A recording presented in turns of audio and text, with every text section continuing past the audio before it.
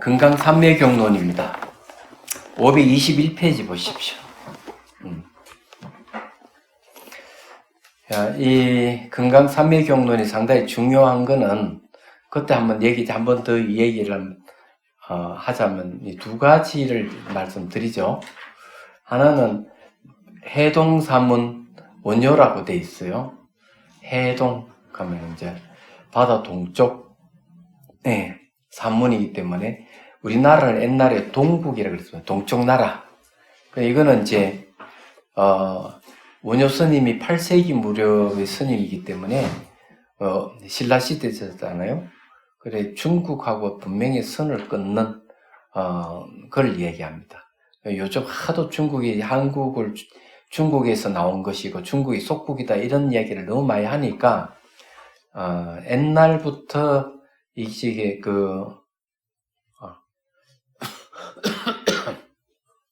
우리나라는 중국하고는 분명하게 다르다는 걸 이제 얘기를 하고 있습니다. 그리고 지금 이제 서구의 학자들도 똑같은 얘기를 해요.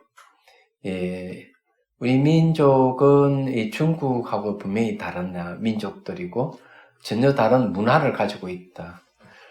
그 뿌리는 5,000년의 문화를 갖고 있는데 더 기원을 올라가면 이제 고조선을 해가 더 올라가면 10,000년 정도 될 것이다.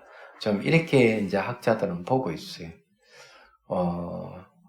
이제 그럴 정도고 한 16세기쯤 되면은 국가 형태의 사고를 가지고 벌써 우리나라 사람도 움직이고 있다.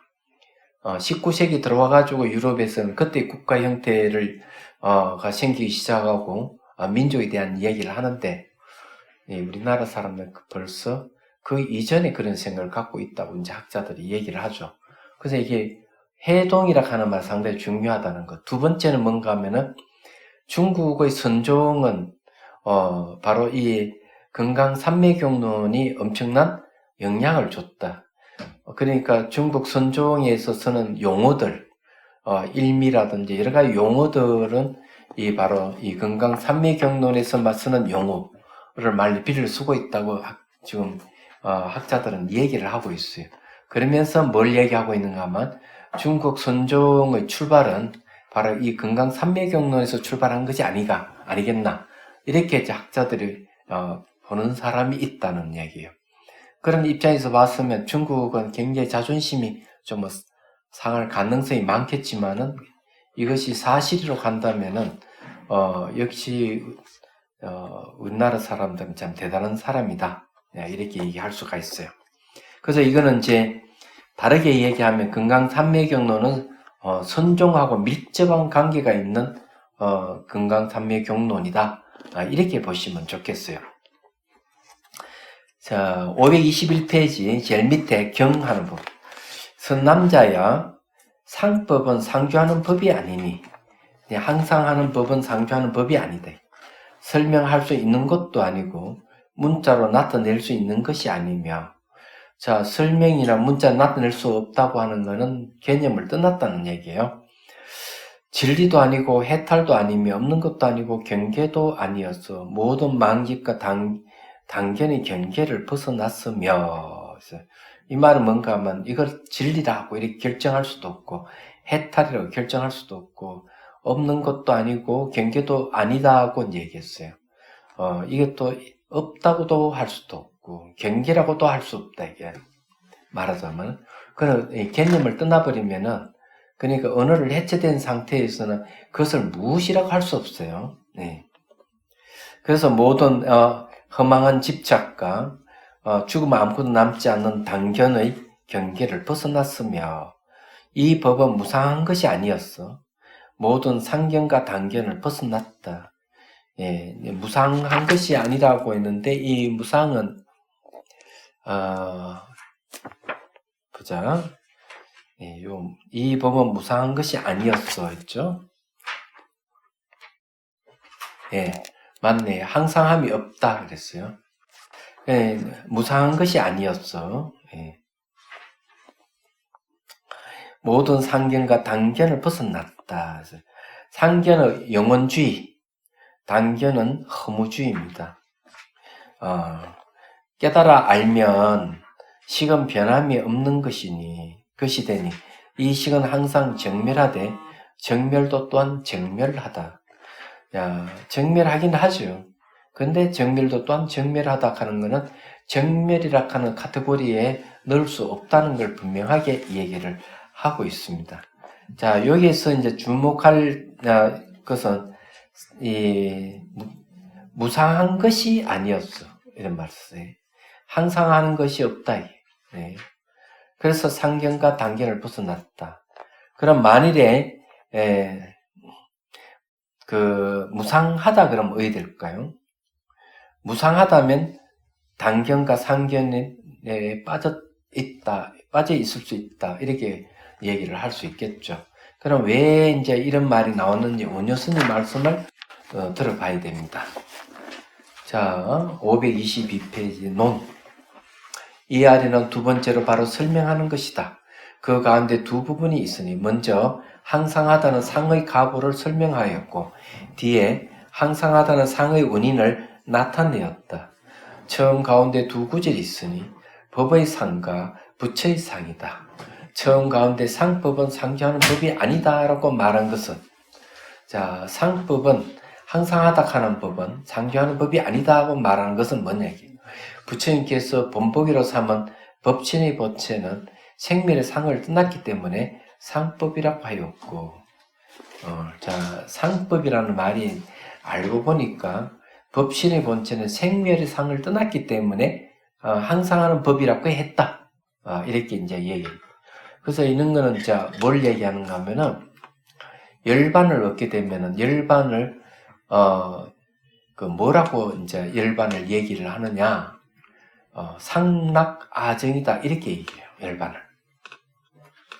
깨닫기 전에는 상락아정은 잘못된 견해다 이렇게 하는데 깨닫고 난 뒤에, 그러니까 열반의 다른 이름이 깨달음인데 깨닫고 난 뒤에는 열반을 뭐라고 하느냐? 상락아정이다. 왜 항상하다 하느냐? 무상이 하는 게 거쳐적이에요. 변하는 것이 거쳐적이고 항상하다고 하는 거죠. 왜 즐거움이라 하느냐? 이게 죽지 않는 불사이기 때문에 이건 즐거움일 수밖에 없는 거예요. 그래서 생사에 머물렀으면 괴로운데. 왜 아라고 했느냐? 이거는 자아가 아니고 그냥 아예요. 자아와 아가 틀린 겁니다. 그래서 이 마음을 아라고 한 거예요. 마음을 아라고 했다. 그러면 이 마음은 어떻게 표현하느냐? 깨달은 마음을 표현할 때는 이렇게 얘기합니다. 등호공계, 호공의 세계와 같이 두루하다 얘기했어요. 마음을 그렇게 표현하고 있고 망념을 떠났다 이랬어요. 이 망념이 떠났다 하는 망념이 움직이는 거거든요. 마음에 망념이 없으면 움직임이 없죠. 움직임이 없는 이 마음의 크기를 얘기하니까 호공의 세계와 같이 두루하다. 얼마나 컸으면. 그리고 그것이 또 하나의 법계다 이랬어요. 법계라고 얘기하면 10법계가 있는데 지옥, 악이, 축생, 아수라, 인간, 천상, 그 다음에 성문, 영각, 보살, 부처, 총 10개의 법계가 있지만 이 법계도 하나의 법계다 이랬어요. 그러면 이제 이런 걸 이제 얘기를 하면은 마음의 크기가 얼마나 큰지를 알 수가 있다. 이 얘기하자면은 이제 어마무시한 거죠.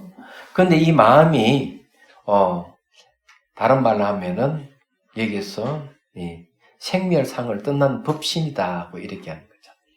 그래서 법신의 다른 이름이 뭘까? 법신의 다른 이름을 지신이라고 그래요. 지혜의 몸이라고 얘기합니다. 몸은 하나의 비유이기도 하죠. 크기를 얘기하는, 몸 하는 것은 크기를 얘기를 하는데 몸의 크기가 등, 호응의 세계가 들어가기만큼 크다는 걸 얘기를 합니다. 알고 보면. 그러면 그것이 이제 지혜를 얘기해요. 의식의 크기가, 깨달은 의식의 크기가 무한하게 크다는 그런 이제 얘기를 하고 있는 거죠. 그렇기 때문에 이제 그런 거고, 이게 이제 망념이었기 때문에 생멸상을 떠났다고 얘기하는 거예요. 그래서 상법이다.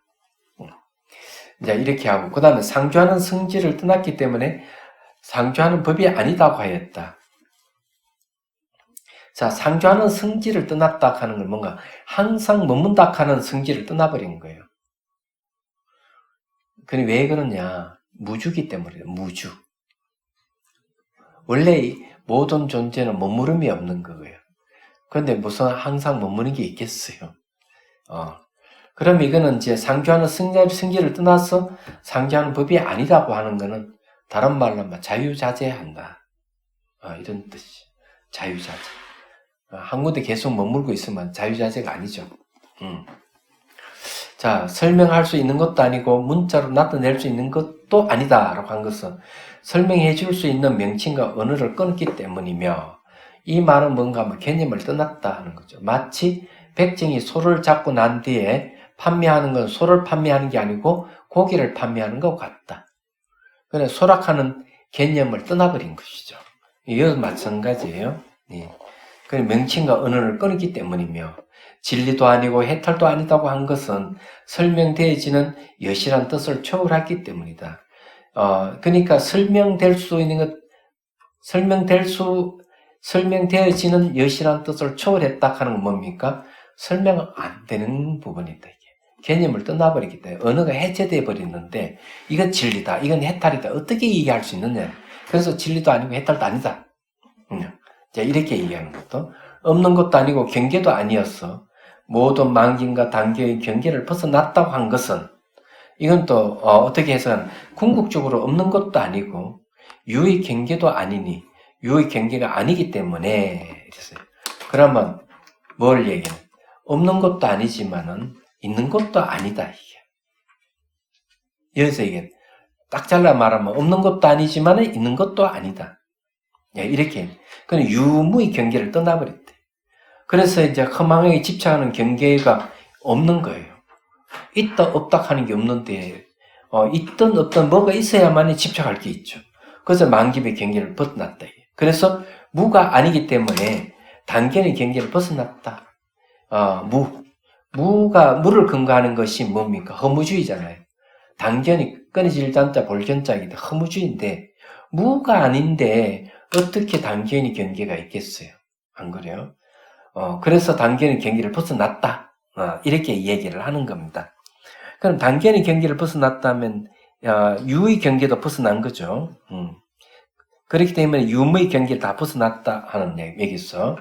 앞에는 유의 경계도 아니다 하는 말이 그런 뜻이에요. 쟤는 경계를 달리 말한 것이다. 이 제짝하는 것은 시간을 얘기합니다. 시간을 얘기하기 때문에 과거, 현재, 미래를 제라는 말을 쓰죠. 이게 끝제 변제를 얘기하는데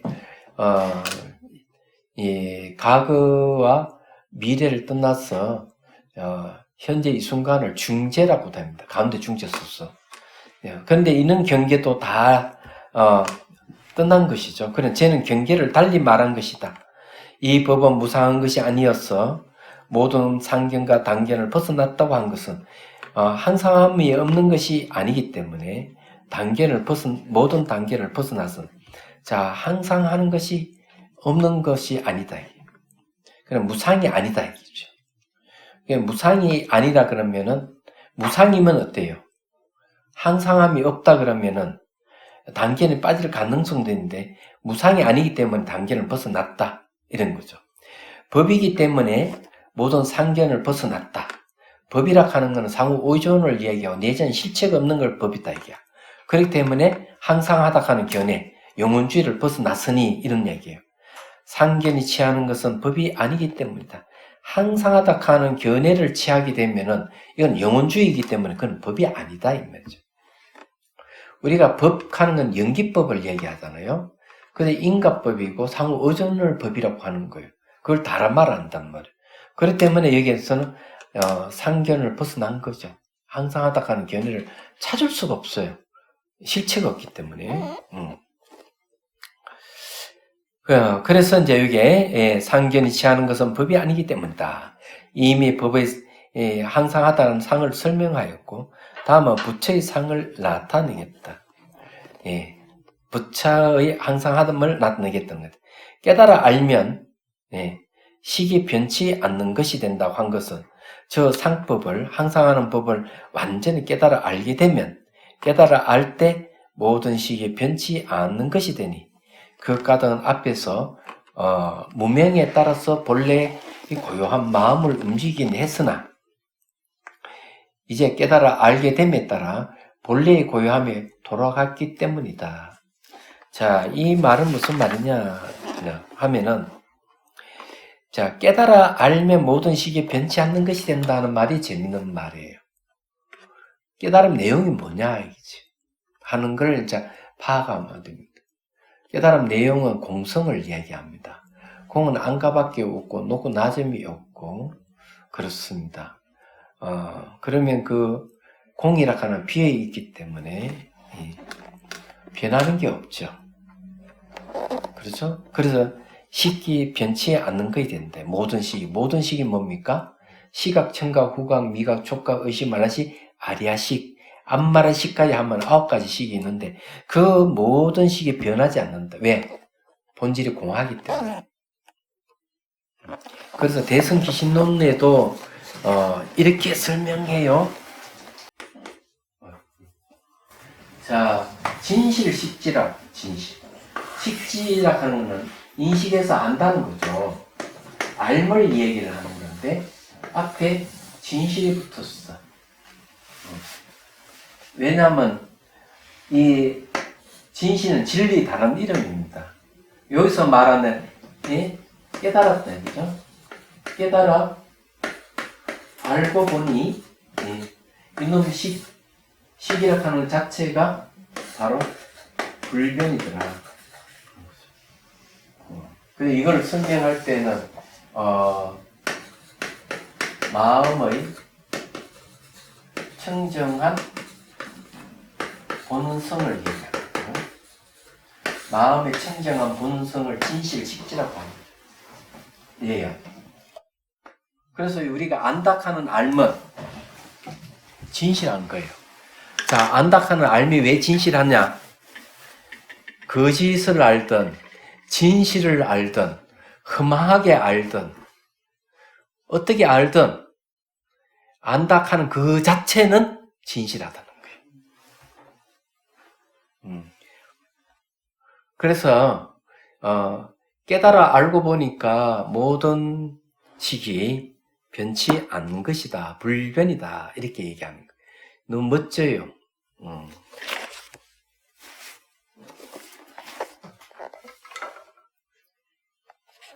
이게 이제 굉장히 중요한 이야기입니다. 그 까닭은 이제 이유는 그 까닭은 앞에서 무명에 따라서 본래 고요한 마음을 움직이게 했으나 이 무명이 있으면은 진리가 무엇인지를 깨달지. 이건 앞에는 깨달았는데 이건 못 깨달은 거죠. 이거는 불각을 이야기합니다. 무명은 불각이 돼. 불각 상태에서는 마음의 본래 고요한 마음이 거기서 막 움직인다. 무명의 영향을 받아가지고 이제 깨달아 알게 됨에 따라서 본래의 고요함에 돌아갔기 때문이다. 자, 그래서 대승기신론에서는 이렇게 얘기합니다. 심상은 소멸하지만 심체는 소멸하지 않는다. 이렇게 이제 얘기합니다. 이 대승기신론에서 얘기를 하고 있는 거죠. 그래서 상당히 중요한 얘기죠. 그런 얘기예요, 이게. 그래서 이 식은 항상 정멸하다고 한 것은 모든 식이 본래 일어남도 없고 사라짐도 없으니 생멸함이 없기 때문에 자성이 항상 정멸하다. 중요한 자체 성품이 항상 정멸하다. 이렇게 얘기했어요. 자, 우리가 이걸 어떻게 이해해야 되느냐가 중요하죠. 제가 얘기했다는 앞에도 오늘만 누차 몇 번 얘기를 했어요. 일어날 때 생각이 일어나거나 감정이 일어날 때 일어나는 매 순간순간 자취가 없는 것들이 전부 다. 사라지도 매 순간 자취가 없어. 자취가 없는 건 똑같아요. 그래서 아무리 일어나고 사라져도 그 본질은 정멸한 거예요. 그래서 자성이 항상 정멸하다. 이렇게 얘기해요. 그래서 진실식지락하는 말이 그런 거예요. 진실이라고 하는 정멸이 다른 이름이에요. 그죠? 여기서 말하자면 진실은 뭘 얘기하는 거예요? 정멸, 고유할 적자, 멸할 멸자. 진실이라는 말 자체가 정멸하다는 걸 얘기하는 거예요. 이게. 그래서 이게 그러면 정멸을 할 것 같으면 안다 하는 암도 정멸해야 되지 않느냐? 이라는 그런 뜻이 아니다. 자성이 정멸하다.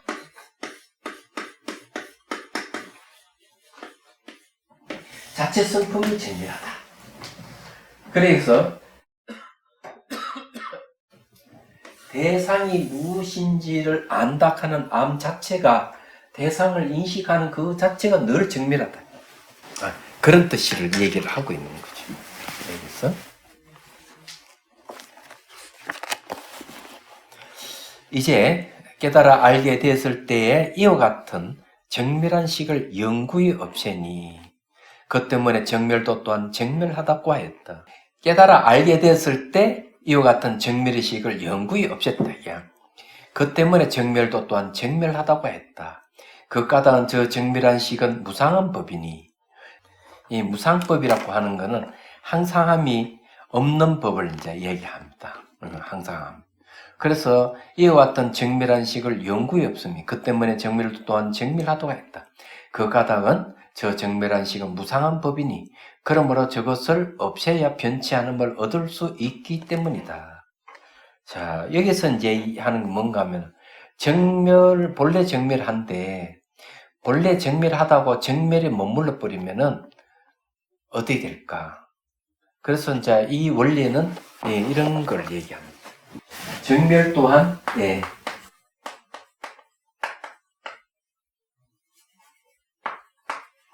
정멸 또한 정멸하다.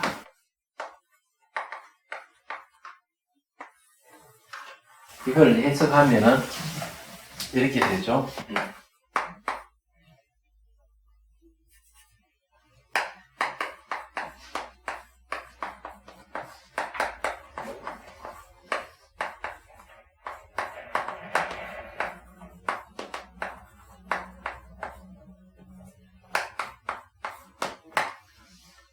자체 성품을 지키지 않아요. 인연 따라서 이룬다. 요거 자체가 전부 다 무자성이에요. 자체 성품이 없다는 거예요. 자성을 지키지 않아 인연 따라 이루기 때문에 자성이 무자성이에요. 그렇기 때문에 정렬이라는 말 자체가 이거는 무자성을 얘기하는 거예요. 무자성을 얘기하기 때문에 정멸에 고착되어 있으면 이것 또한 정멸이라고 부정해야 되는 거예요. 그래서 정멸 또한 정멸하다고 부정을 해버리는 그 이유는 자성이 본래 없기 때문에 부정이 가능해지는 거예요. 왜 그러면 이 정멸을 무자성이라 하는 것은 무상의 법이기 때문에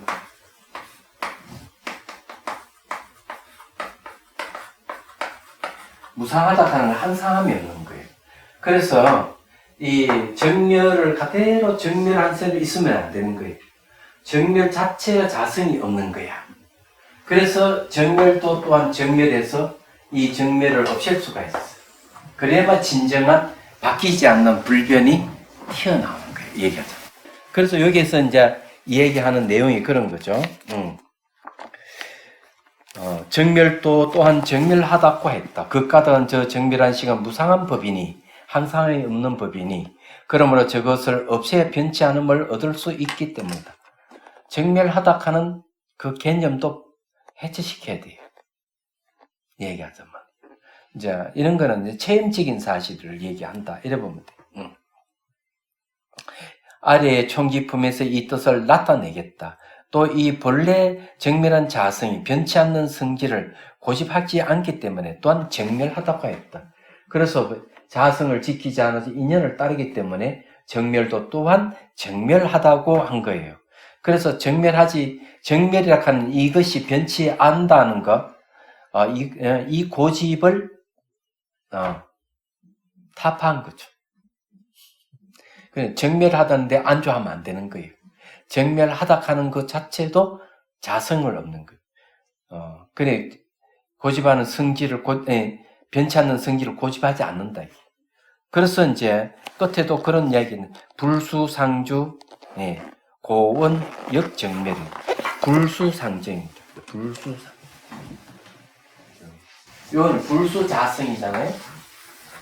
요거를 뭐라 하는 이렇게 해요. 불수상.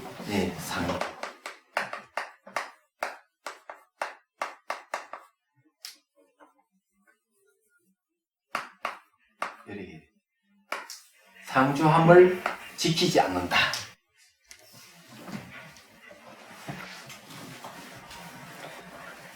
그래서 여기에서 이야기하는 내용은 철저하게 언어에 매몰되지 말아야 된다. 그리고 설사 정멸의 경계에 있더라도 정멸의 그 경계에 머물러 있으면 안 된다. 정멸도 항상함을 지키지 않기 때문에 그렇다. 그 진정한 정멸이다. 이렇게 이제 얘기를 하는 겁니다. 아주 이제 이 내용이 멋집니다. 깊이가 있어요. 자, 그 다음에 경에 선남자야. 법이 정멸함을 아는 이는 마음을 정멸하게 하지 아니하니. 자, 법이 정멸하다 하는 안다. 그는 아는 사람은 자기 마음을 정멸하게 하지 않는다. 거기 보면 원각경에도 보면은 네 가지 잘못된 삿된 명상에 대해서 설명하는 부분에 모든 거 다 소멸시키는 것은 원각에 반한다. 원각은 정멸하지 않다. 원각은 정멸하지 않기 때문에 모든 걸 없애가지고 원각을 얻는다 그러면 잘못된 것이다. 이렇게 얘기합니다. 그 이야기하고 똑같은 내용입니다. 이게. 그래서 여기에 선남자의 법이 정멸함을 아는 이는 마음을 정멸하게 하지 아니하니. 마음은 항상 정멸하기 때문에. 마음이 항상 정멸한데 뭘 더 정멸하게 하려고 하는 얘기죠. 그런 게 아니다. 이 말은 뭔가 하면은 마음 자체가 무형이에요. 형태가 없어요. 모양과 색깔이 없어요. 본래부터 원래 성질이 정멸이에요. 마음은. 그래서 이제 티베트 고승들도 마음은 모양과 색깔이 없다 하는 걸 알고 거기에 머물 수만 있으면 너는 깨닫는다. 티베트 고승도 그렇게 했고 대종구 선사도 똑같은 얘기. 마음은 방향과 초소가 없다. 이렇게 딱 얘기해. 방향과 초소가 없다는 말이 뭐겠어요? 모양도 없고 색깔이 없다 이런 소리예요. 마음이 원래 그런 거예요. 그럼 마음은 어떤 게 마음의 특성이냐? 대상이 무엇인지를 아는 것. 대상이 무엇인지 아는 마음이 바로 마음의 특성이다. 그래서 마음은 무형이에요. 그게 이제 진실이에요. 자, 그래서 마음은 항상 정멸하기 때문이다. 정멸을 얻은 이는 마음이 항상 참되게 관조한다. 이 말은 다르게 말하면은 진실식지란 말 마찬가지죠. 마음이 항상 참되게 간조한다 이런데 마음은 항상 진실하다 이런 얘기죠. 자, 524페이지 논하는 이 안에 둘째 항상함의 원인을 나타내었다. 그 가운데 두 부분이 있으니 각각 설명한 것과 전체적으로 결론 지은 것이다. 각각 설명한 가운데 또한 두 부분이 있으니 먼저는 참되게 정덕하는 관이고 뒤에는 방편의 관이다. 그러니까 여기에는 이제 정덕하는 관이 있고 방편의 관이 있다. 방편은 정덕하는 관하고 다르죠. 처음 가운데 법이 정멸하다는 것을 아는 이라고 하는 것은 초지 이상에서 초지란 말 나왔죠. 초지 이상에서 일체 법이 본래 정멸하다 하는 걸 아는 것이다. 현각 스님의 저술에 보면 그 상조 상차에 대한 이야기가 있는데 거기에 설명되는 부분 중에 대상이 없으면은 그걸 아는 주관도 없어진다 이랬어요. 그래서 주객이 사라진다 이렇게 얘기를 합니다. 그럼 여기에 초지 이상이 일체법이 본래 정멸하다고 안다 하는 것은 대상이 정멸하다, 대상이 존재하지 않는다 하는 걸 안다는 거예요. 그게 초지 이상에서 일어나는 거죠. 자, 이미 일어남이 없음을 알기 때문에 마음을 정멸하게 하지 않으니. 그래서 대상이 본래 정멸하기 때문에 그 일어남이 없음은 안다. 일어남이 없음을 안다. 이런 사물들이 계속 일어나도 일어난 자체가 없고 사라져도 자체가 없다 하는 거, 이걸 아는 거예요. 그렇다면은 마음을 일부러 막 정밀하게 막 해가지고 그런 상태를 만들 필요가 없는 거죠. 그잖아요? 그렇기 때문에 이제 여기서 마음을 정밀하게 하지 않는 것은 그래 마음을 정밀하게 하지 않으니 마음을 정밀하게 하지 않는 것은 항상 정밀하기 때문에 항상 정밀한데 왜 정밀하려고 하는 자체가 잘못됐다. 이렇게 얘기하는 거예요. 대상이라고 하는 게 대상이 존재하지 않으면 주관도 존재하지 않는다는 걸 얘기해요. 그래서 이제 보통 번뇌는 번뇌가 일어나는 원인이 어디 있느냐 이렇게 보통 얘기를 해요.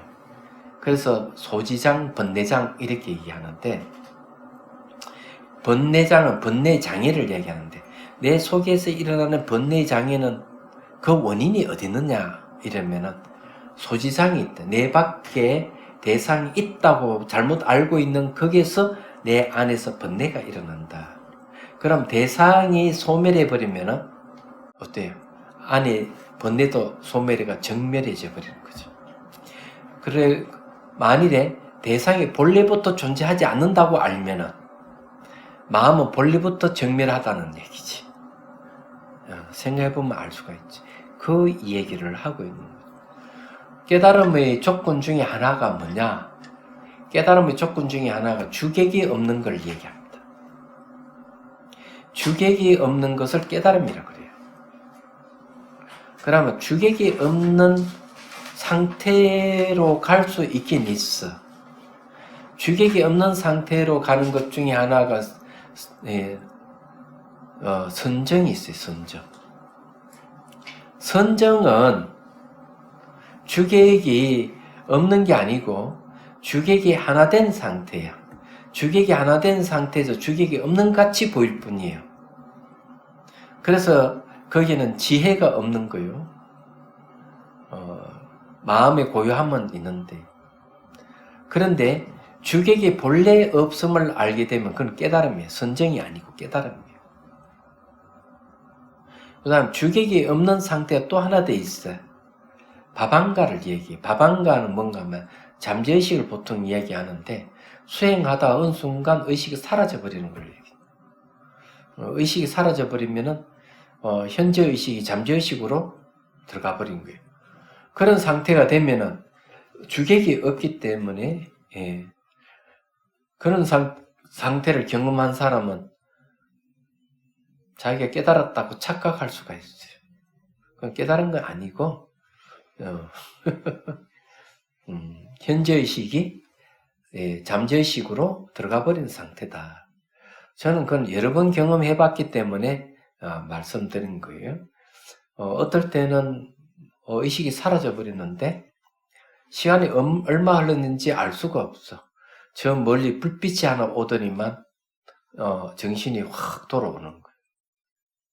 시간이 그 사이는 얼마 흘렀는지 알 수가 없었어. 이것도 바방가에 떨어진 모습이에요. 그런데 이런 걸 깨달음이라고 하면 안 된다. 주객이 없는 게 깨달음은 맞지만 그건 조심해야 된다는 거죠. 그래서 여기에서 이야기하는 건 주객에 대한 이야기인데 저기 누구야? 달라이 라마 스님은 분명하게 이야기합니다. 비유를 들어서 물에 물을 탄 것 같다. 물에 물을 타면 어디에 경계가 없잖아요. 같은 물이기 때문에 깨달음을 그런 식으로 표현해요. 그래서 이미 일어남이 없음을 알기 때문에 마음을 정멸하게 하지 않으니, 마음을 정멸하게 하지 않는 것은 항상 정멸하기 때문이다.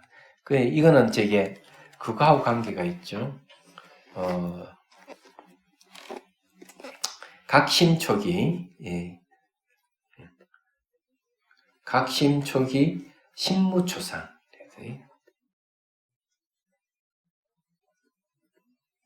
이거 이제 관련 있는 겁니다. 대승기 신론에 이제 구경각을 얘기할 때 이 이야기를 하고 있어요. 마음이 처음 일어날 때 일어나는 걸 깨닫고 보니까 마음에는 처음의 모습이 없다.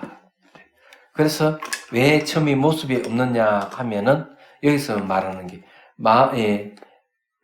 알아야 대상 여기 이제 마음을 정멸하지 않는 것은 항상 마음이 정멸하기 때문이는 거죠.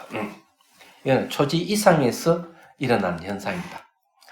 이것은 알아야 할 대상인 정멸을 나타낸 것이다.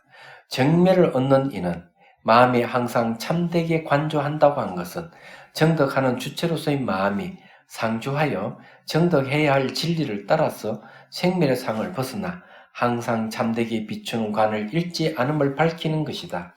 요 내용은 성정 본각 중에서 인훈습경을 이제 설명할 때 이 얘기를 합니다. 여기에 이제 마음이 상주하여 정덕한 진리를 따라서 생멸의 상을 벗어나 항상 참되게 비추는 관을 잃지 않는다. 요건 이제 천지와 본각을 본성을 갖다가 성품이 깨끗한 본래 깨달은 본각이라 그래요. 이거는 본성이 됐지만 선정 본각 중에 인훈석경이라는 게 있어요.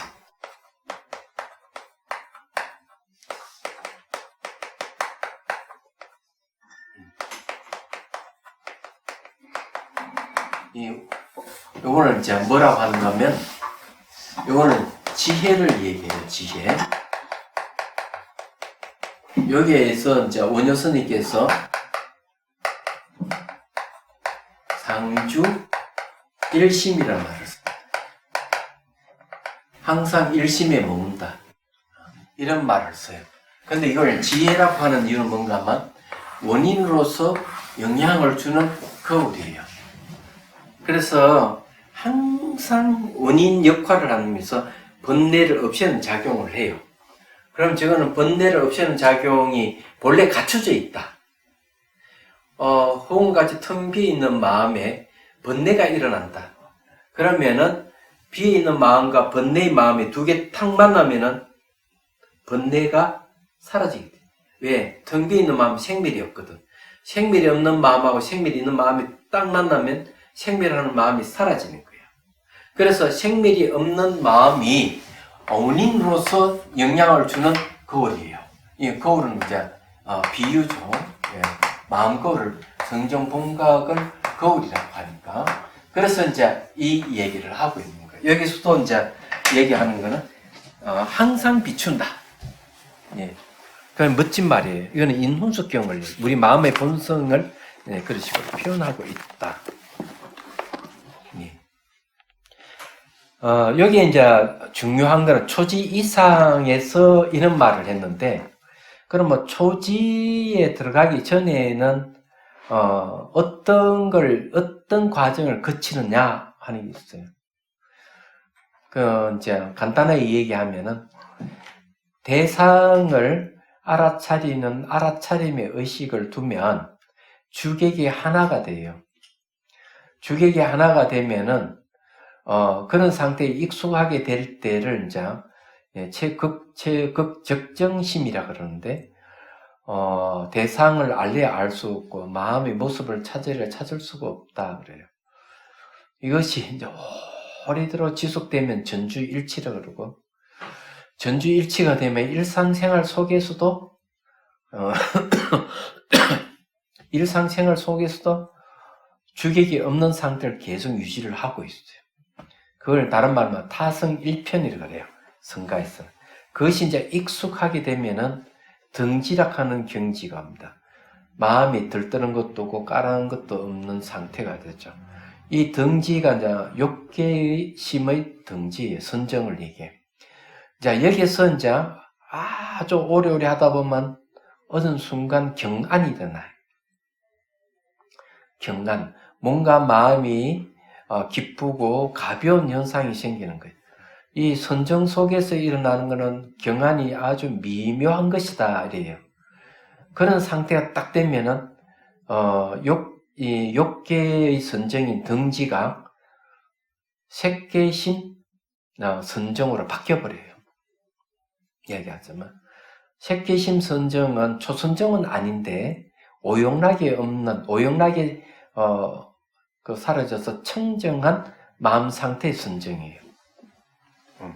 그래서 이제 그런 상태라 하는 걸 어떻게 아느냐 하면 그는 첫 번째 얘기하면은 그런 상태는 하늘에 비가 오고 난 뒤에 먼지가 맑게 개인 그런 상태. 가을 하늘같이 깨끗한 마음 상태. 선정이 명경지수라는 말이 그런 뜻이에요. 누구는 혼침 상태를 선정이라고 얘기하는 사람도 있는데 나 그 책 보고 그냥 뒤집어졌어. 이 사람 수행자라고 하면서 이 혼침을 선정으로 표현하다니. 근데 누구 책이라고는 이해는 안 해요. 스님이 쓴 책인데 저게도 뭐 비태엔에 그게 보니까 이리 꽂혀 있더라고. 네, 판매하는 책 중에. 답답해가 이런 책을 내가 읽다가 그냥 이거 떼기를 쳐버릴까 말까 하다 말았어. 그 다음에 이제 두 번째는 뭔가 뭐 항상 거기 기쁨이 있다는 것, 몸이 가볍고, 세 번째는 뭐냐면은, 내가 집중하고 있는 대상에 자유자재로 들어갔다 나왔다 할 수 있다는 거죠. 네 번째는 뭐냐면은, 선행하는 것을 기꺼이 한다. 그러니까 번뇌를 끊는 것을 즐거워하고 선행을 즐겨한다. 아무 어렵고 힘든 일도 척척척척 가서 해낸다. 그리고 힘들어하지 않는다. 아무리 먼 거리 가도 척 이렇게 봉사를 하고 선행을 하고도 늘 기쁘다. 이런 상태가 오는 거예요. 그러면 이제 색계심 선정이에요. 이 색계심 선정을 의지해서 비로소 일체법을 분석하는 거예요. 일체 모든 나부터 온 우주를 첫 번째 연기로 분석하고 두 번째는 그 연기 내용이 같을 여러 분석하고 그것을 공성으로 분석하고 깊고 넓게 분석해가는 이런 사유를 해요. 그걸 갖다가 대성 이빠사나를 그래요. 조건이 선정을 의지해가지고. 그래서 선정의 힘이 강하면은 분석하는 힘이 머리를 분석하는 힘이 약해지기 때문에 선정의 힘을 늦추고 그 다음에 분석하는 힘이 너무 강하면은 선정의 힘이 약해지니까 분석하는 힘을 늦추고 이렇게 해가지고 지와 간을 균등하게 하는 거예요. 그래서 이걸 지간상수를 그래요. 삼마토 이빠사나를 같이 닦는 통합 수행이죠. 그래서 지간상수를 하면 어떤 순간 분석할래 할 수 없는 경계에 이르러서 기쁨이 생겨. 그러니 경안이 일어나는 거지. 이야기하자면. 그러니 이빠사나 경안이라 그래요. 마음이 기쁘고 몸이 가벼워지는.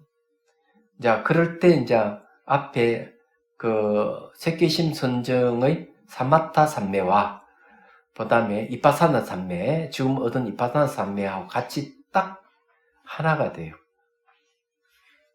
네. 그걸 이제 공삼매라 그렇게 하고 진여삼매라 그래요. 공삼매에 이르게 되면 이제 바로 주객이 없는 지혜가 생기는 거예요. 그 속에서 주객이 하나가 아니고 주객이 없어. 그래 무분별 지혜라 그래요. 그래 이거는 이제 선종에서는 공적 영지와 같은 것이지. 공적하는 건 주객이 텅 비어 있으면서 영지 신령스럽게 아는 암만 남아 있는 상태. 그래서 이제 그런 상태 무분별 지가 딱 생겨가지고 주객이 다 사라지고 그건 아는 암만 남아 있어. 첫 번째는 가행도의 무분별지, 두 번째 무분별지가 견도의 무분별지. 이 견도의 무분별지가 근본지라 그래요. 근본의 지혜다. 그게 깨달음이에요. 세 번째 무분별지는 바로 수도의 무분별지다. 이렇게 수도의 무분별지는 이제 열왕지로 이제 바뀌는. 열왕지는 뭔가 하면은 후덕지라고 그래요.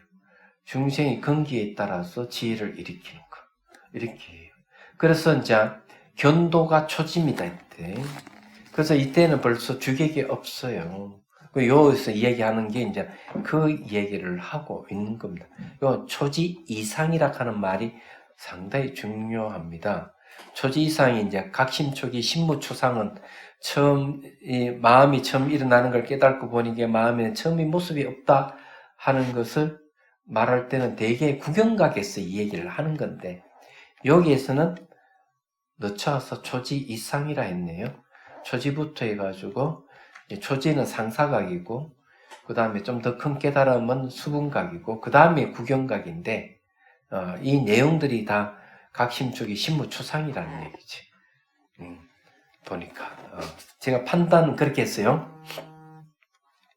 자, 그 다음에 모든 이름과 색은 오직 어리석은 마음일 뿐으로서, 그러니까 이름이 있고 모양과 색깔이 있는 것은 어리석은 마음이에요. 쉽게 말해가 이 마음의 표현이죠. 어리석은 마음의 분별로 모든 법을 분별하는 것이니, 뭘 분별하는 자? 이름과 물질, 형식으로 분별하는 거다. 다시 명과 색에서 벗어나 다른 일이 없음을 알아야 한다. 명과 색을 벗어났다고 하는 말이 뭐겠어요? 그건 일이 없다 하는 거니 무사도인이라고 그래요. 무사도인. 이런 걸 이제 무사도인. 이런 경지에 가면은 바로 이 말을 하고 있는 거죠. 일 없는 도인, 무사도인이라고 그래요. 그러니까 무지에서 벗어난 상태를 얘기합니다. 그래서 여기에 다른 사가 없음을 알아야 한다. 일사자 사가 없다. 법이 이와 같음을 알아서 문자와 언어를 따르지 아니하며 생각마다 뜻에 있어서 아를 분별하지 않아야 한다. 자, 생각마다 가는 뜻에 있어서 아를 분별하지 않아야 한다. 이 뜻이 뭡니까? 뜻이자는 제1위를 첫 번째 가는 뜻의 공을 얘기해요. 공. 제1위 공. 다른 말 진여 이런 뜻이에요. 한민족, 대한민국 사람들은 옛날부터 뭘 숭상했느냐? 뜻을 숭상했어요. 뜻을 좋아했어요. 뜻이자를 좋아했어요. 그래서 정의를 사랑하는 민족이다. 의로운 민족이다. 이렇게 한국 사람을 그렇게 이야기합니다. 그래서 의병도 막 일어나고 그래서 나라가 위급하면 다 들고 일어나가지고 서로 당파 싸움 하다가도 싹 그냥 합쳐져가지고 이 나쁜 놈하고 이제 의병이 일어나서 막 하는 게 이 뜻이자 그런 뜻이 있는 거예요. 그런데 이 뜻이자를 얘기하면 자꾸 유교에 빗대서 이렇게 얘기를 하긴 하는데 유교에서만 뜻이자를 얘기하는 게 아니에요. 근데 학자들이 한국 불교에서도 뜻이자를 중요시한다는 사실 전혀 모르고 있어요. 참 안타깝다. 그런 학자들이 불교 공부를 좀 했으면, 동일하게 유교나 불교나 뜻이자를 얘기하는구나. 의로움을 얘기하구나. 하는 걸 알 수가 있는데, 그래서 여기에 아를 분별하지 않아야 합니다. 정의를 부르짖는 사람은 나락하는 걸 내세우지 않아요. 무아가 진실이에요. 내가 있으면 4분 5열되지만은 정의에 의해서 뭉치진 사람은 자아가 없다는 거지. 요거는 다음 시간에 이것도 얘기하도록 하겠습니다. 이 부분 다음에 또 얘기하도록 할게요. 질문 있으면 하십시오. 스님, 질문 있으면 제가 할까요? 스님, 선정에는 주객이 하나 된 상태잖아요. 밥안가도 주객이 하나 된 상태고요. 밥안가는 주객이 하나 된 상태가 아니에요. 주객이 없는 상태인데 현재의식이 잠재의식으로 도망가 버린 거지. 그러니까 현재의식이 잠재의식으로 들어가 버릴 상태를 바방가라고 이야기하는데요. 그러면 선정과 바방가에 그 우리가 이렇게 수행을 하면서 알 수 있는 거는 예, 선정은 이제 주객이 하나 된 상태에서 알 수가 있는데 바방가는 순간순간 의식이 사라질 수가 있어요. 탁 사라졌다가 딱 돌아오는, 갔다가 돌아오는. 그럼 바방가에 빠졌다가 다시 돌아온다 이렇게 얘기하는 거예요. 말하자면은. 그래서 이제 수행자들이 바방가를 경험해. 그 전에는 이 의식이 순간적으로 사라졌다 돌아오는 걸 모르다가 샷때 알아차리는 힘이 좋아지면 의식이 탁 사라졌다 다시 탁 돌아오는 걸 캐치를 해요. 선정하고 전혀 다른 형태입니다. 그러면은 스님 이제 선정이 지나가고 나면 바방가가 오는 거예요. 그런 거하고는 상관없는 거예요. 선정하고는 관계없이 관계없이 사라졌다 올 수가 있죠. 근데 그거는 깨달음하고 아무 관계가 없고 바방가가 안 일어나야 돼. 사실은 그게 좋은 거예요. 이것도 장애입니까? 예? 바방가가 일어나는 건 이것도 장애입니까? 그렇죠. 그럼 그 장애라기보다는 예. 그런 상태를 이제 깨달음으로 착각하거나 선정으로 착각하면 안 된다. 이렇게 이제 얘기하고 싶어. 의식은 성성히 깨 있는 게 중요한데 의식 갔다 돌아오는 게 의식 깨 있지 못하다는 걸 한번 반증하는 거잖아요. 의식이 늘 깨 있어야 돼. 그래서 이빠사나 수행자들에게는 관찰 대상을 놓치면 안 된다고. 관찰 대상을 놓치는 순간 혼침이 빠져버리는 경우 많아요. 예. 혼침이 빠져버리면 이제 안 되죠. 그래서 관찰 대상을 늘 찾아야 된다고 이렇게 하고 바방가를 또 착각해서 선정이나 깨달음으로 얘기하지 말아라 이렇게 얘기하는. 그거는 이제 현재에서 잠재의식으로 갔다가 다시 돌아오는 것이기 때문에 그렇다. 이렇게. 그러면 스님 혼침하고 그러면 바방가를 이제 한번 썩 그거 뭐야? 바방가는 혼침이 아니에요. 혼침은 이제 꾸벅 졸거나 이게 아마 흐릿하거나 이런 거고 의식은 현재의식에 잠재의식으로 된 것이 이제 바방가거든. 바방가가 잠재의식을 바방가라고 한다. 잠재의식으로 들어가면 뭐 혼침이 그런 것도 없어. 그러니까 뭐가 끊어진 것 같지 아무것도 없는. 그냥 내가 경험하기는 그런 거죠. 의식이 착 가면 아무것도 없어요. 그래서 한참 있다가 막 불이 오듯이 쫙 의식이 깨어나는 거죠. 이거는 이제 현재의식 바방가로 떨어졌다가 잠재의식 됐다가 다시 현재의식으로 돌아오는 거죠. 선생님 그랬을 때 바방가를 이렇게 잠재의식으로 싹 갔다가 있잖아요. 다시 이렇게 돌아올 때 있잖아요. 우리가 이 주의해야 이제 우리가 수행을 해보면 사실은 이런 일이 일어나거든요. 요 바방가라 하는 여기 일어났을 때 다음에 의식이 들어왔잖아요. 들어왔을 때 무엇을 스님이 주의를 해야 되는지. 주의할 것도 없이 다시 관찰 대상이 이제 알아차림을 하거나 집중하거나 이래야지. 수행 주제에 대해서.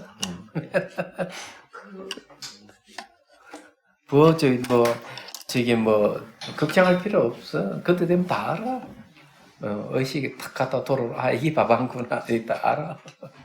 그러면 스님 그 호주에 아잠 그 스님이 그 선정에 들어가서 선정에 들어가서 그 와이프가 죽은 줄 알고 병원까지 심장 이거 하는 것도 안 깨어나는데 며칠 있다가 깨어났다고 그러더라고요. 부인이 선정이 들었다가? 아니 부인이 아니고 부인이 죽었는 줄 알고 병원에 119에다가 연락을 했는데 그게 선정이 뭐 며칠 들어갔다가 나왔다. 그러니까 부인이 선정이 들었는데 죽은 줄 알고 병원에 입원시켰다가 며칠 후에 깨어났다 이 말 아니에요, 그죠? 예. 그 호주에 뭐 아잠브람 그 스님이 그랬다고 했는데. 경전에도 보면은 경전에도 보면은 선정이 들어가 누가 깨워도 깨우지 않는데 암흑에 누가 딱 얘기하면 탁 깨어나는 그런 얘기도 있긴 있어. 아주 죽을 각오를 한국에도 그런 분이 있었다고. 그렇지. 그게 뭔지는 잘 모르겠지만은 선정이 들은 사람을 병원에 입원시켰다. 또 선생이 들어도 딱 몸에 손대면 팍 깨어나버릴 건데, 보통. 그죠? 그럼 깨어나지 않았다고 하면은 굉장히 깊은 선정이 들어있거나, 뭐 그런 가능성이 있거나, 그렇겠죠. 안 그러면은 이제 밥 한 개에 오리 또 떨어져 있어서 그럴 수도 있을 거고, 그건 알 수가 없네, 이제. 그렇게 얘기하는 건 내가 직접 보지 않는 이상 어떻게 이제 얘기는 좀 곤란할 것 같아. 그것도 뭐, 앞에서 그 말씀하신 것 중에 그 대상이 정렬하다고 말씀하신 것을 어떻게 이해해야 될지 하는데, 첫 번째는 그 유식에서 현상이 밖으로 나타난 이게 대상이니 그 대상이 사실 실체가 없는 걸로 이해해야 될 건지, 그렇지 않으면 대상이라는 하나하나 분석해보니 그 자체가 무상한 거고 그 실체가 없더라, 그렇게 해석해야 될지. 그건 이제 왕초보자가 수행하기 전에 이해하는 수준을 얘기하는 거예요. 그러니까 실제 수행이 들어가서 이제 그 일어나고 사라짐을 관찰하거든요. 그래서 처음에 위파사나 첫 번째가 이제 정현상과 물질 현상이 구분되는 단계가 첫 번째예요. 얘기하자면 두 번째 지혜가 일어나고 사라짐이 구분되는 것, 조건에서 일어났다가 조건에서 사라지는 걸 구분하는 단계가 두 번째 지혜를 얻는 거예요. 그러니까 첫 번째 지혜 단계에서 벌써 말과 생각을 떠나는 거예요.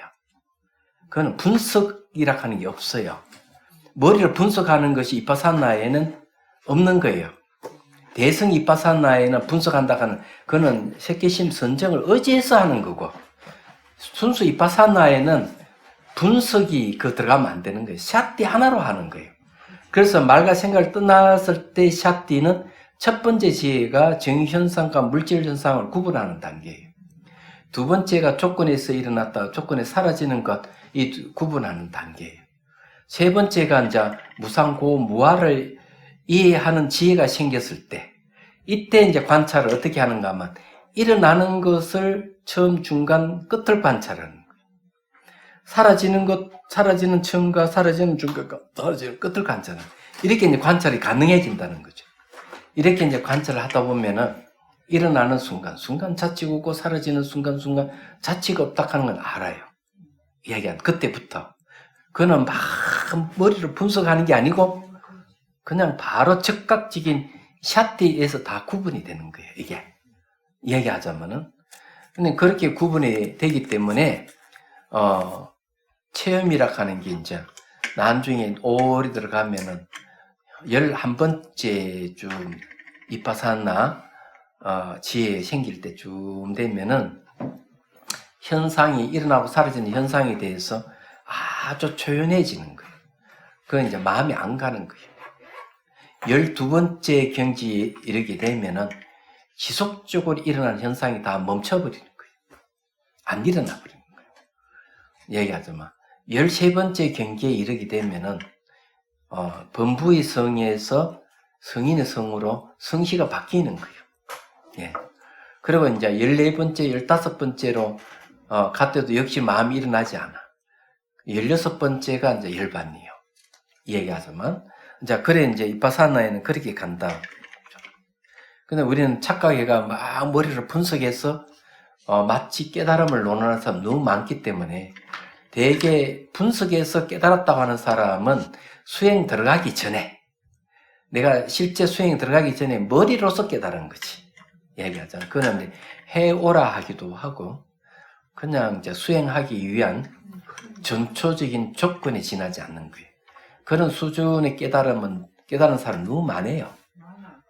그냥 차일 정도로 많아. 그런 사람은 일상생활에 보면 탐진치가 여전히 일어나고 자기 생활 습관을 전혀 고치지를 못해요. 여전히 담배 피고 술 마시고 여전히 욕설을 하고 이러는 거야. 얘기한. 아니, 깨달았다고 내가 몸으로 체험했으면은 아예 그런 망념이 안 일어날 건데. 그죠?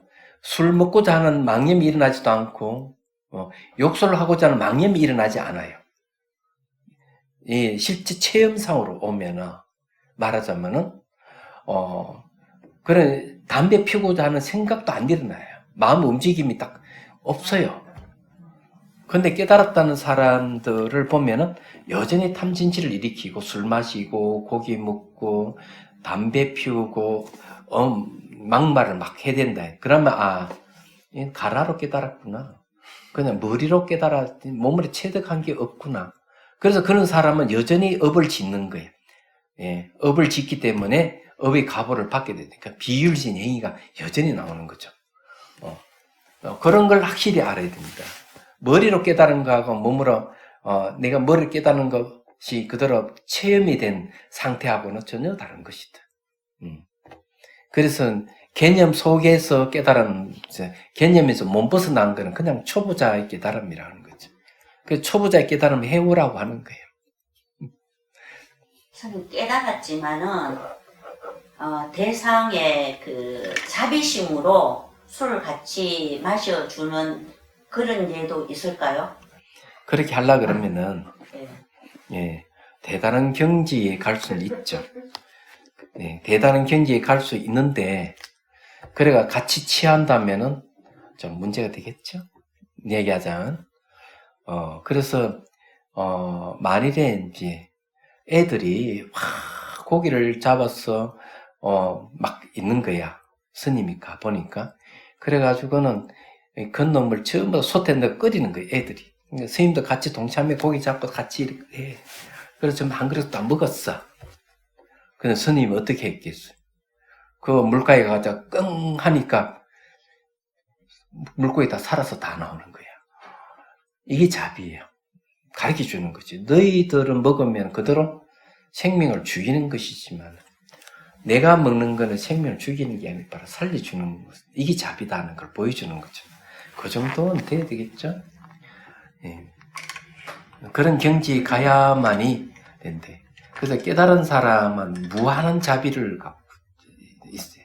자비도 단계가 있는 거예요. 단계가 있기 때문에 최상의 자비는 무연자비라고 그래요. 그러니까 자비 대상이 따로 없는 거예요. 누구든지 다 자비 대상이 될 수 있는 거예요. 얘기하자면. 그래서 사람들은 자기 경계가 되어 있지 않으면서도 그렇게 포장하는 거예요. 술 마시나 같이 술 마시면 내가 자비로 대한다. 정말 진정한 자비 같으면 술을 마시지 않게 하는 게 좋죠. 술을 마시면은 온갖 잘못 저지를 수 있는 비리가 생기는데 같이 술 마셔서 어떻게 그 사람을 제도합니까? 흐릿한 상태가 그 사람을 얼만큼 알아듣겠느냐 이게야. 그런 거는 자비라고 하는 게 아니죠.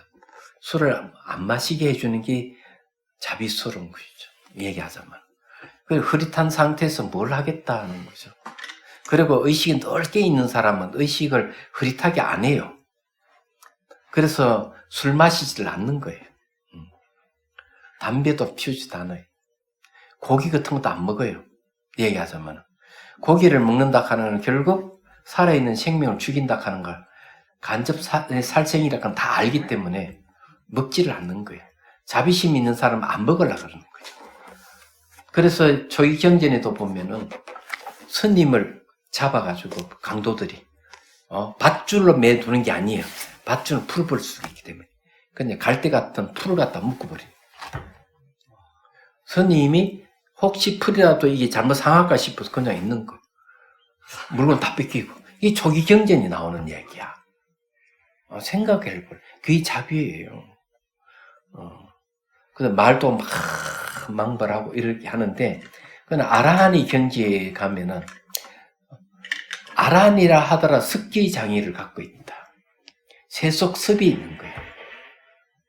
어떤 걸 얘기하는가. 부잣집 아들로 살다가, 출가를 한 거야. 그래, 아라한이 됐는데 여전히 막 웃고, 야, 저 이렇게 막 하는 거예요. 근데 이제 이 아라한은 속에는 번뇌가 없어. 세속의 습이 아직 남아가지고 하인 부리다는 게 남아있고, 거기 웃는 습관이 있어서 그렇게 할 뿐이에요. 얘기하죠. 그 마음에는 전혀 번뇌가 없는 거죠. 그렇다고 그 스님이 뭐, 살아있는 생명을 죽인다는데 술을 마신다. 그런 게 없다, 이게. 얘기. 습기 장애가 있다 하더라도. 그런 것이기 때문에, 판단을 잘 해야 돼요.